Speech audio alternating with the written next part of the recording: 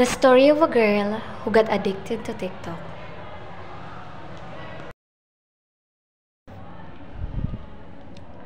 Ako nga pala si Nachi, isang mabait at masipag na mag-aaral. Nag-aaral ako sa Surigao del Norte National High School.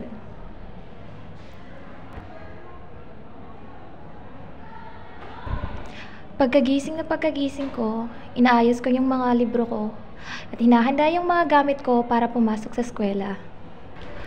Pagkatapos kong maghanda, naglalakad lang ako patungo paaralan. Kasi malapit lang naman, ilang lakad lang naman makakarating na ako.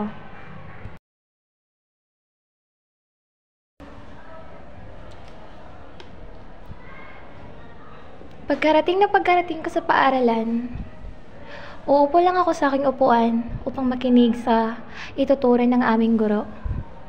Pinag-aaralan ko lang sa aking upuan ang mga lessons na binibigay sa amin pag sakaling wala pang pumapasok na guro. Habang naghihintay sa susunod na klase, may nakita akong mag-aaral na labis ang pagkahumaling sa social media, lalo na sa TikTok.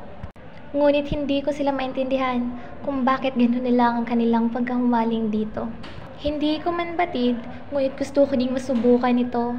Nais kong maranasan ang natatamo nilang kasiyahan habang ginagawa nila ito.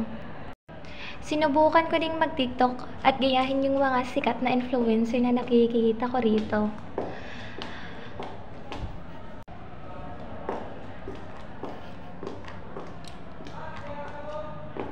Hi guys! On the way na nga pala ako ng school ngayon and I'll post an update na lang later. Bye-bye!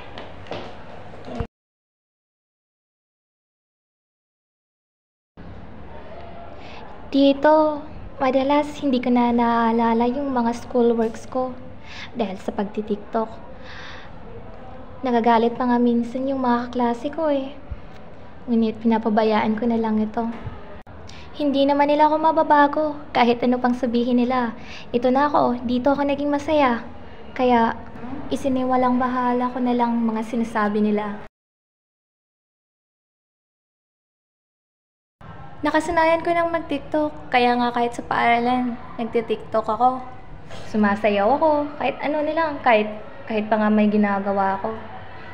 Hinahayaan ko lang yung mga kaklase ko na tapusin nila yung mga takdang aralin na pinapagawa ng mga guro namin. Wala naman akong maambag dun eh. Uy, Nachi! Ano ka ba naman? Tumulang ko naman. Alam mo naman may gagawin tayo dito ba? Tuwing nagagalit yung mga kaklase ko, iniisip ko na lang tuloy na naiinggit lang sila.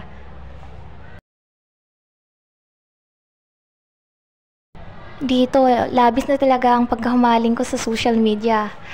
Kahit sana lang nagti-TikTok ako. Sa bahay, palagi na lang. Dati, hawak ko libro.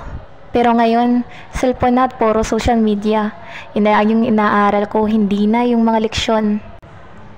Dumating yung araw na pinatawag yung nanay ko sa paaralan. Binigay ng aming guro yung card ko.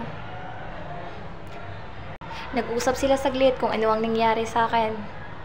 Hindi naman ako ganito kasi dati. Kaya laking gulat na lang ng nanay ko nung makita niya yung mga cards ko na puro bagsak. Napakaraming bagsak.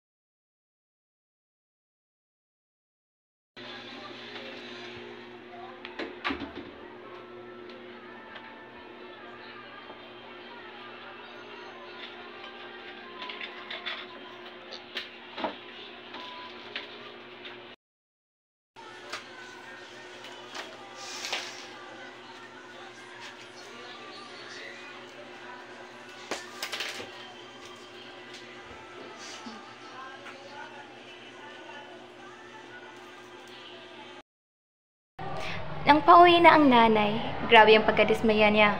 Nang makita nito ang report card ko na napakaraming 75 at 70. Dati naman kasi, line of 9 and 8 yung mga grades ko. Kinompronta ko ng nanay ako, tinanong niya ako anong nangyari sa akin. Grabe nga yung sermon niya sa akin. Sinermonan niya ako ng ilang beses. Pero hindi ko ito pinansin, hinayaan ko na lang ito.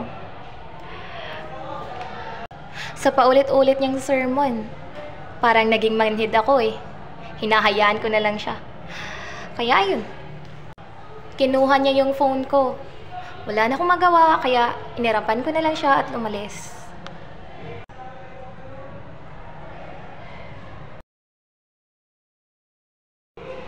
Nang dumating na ang araw ng graduation, dito na sinabi ni Sir yung mga honor students at sino yung hindi. Alam ko na hindi ako makakasali dito. Paisa-isa silang tumayo at paisa-isa ko din silang tiningnan habang tinatanggap nila ang medalya na para sa kanila. Samantalang ako, dito lang pumapalakpak sa tabi habang tinitingnan sila.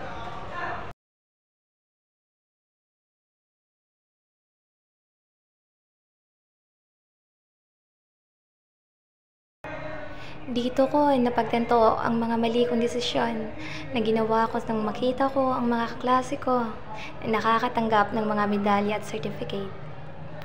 Sana pala nung una, naisip ko muna kung aling daan ang mas tama. Alin ang daan para sa magandang kinabukasan. Akala ko kasi tamang daan na. Tamang daan yung binabaybay ko. Yun pala, tamang daan patungo sa maling landas.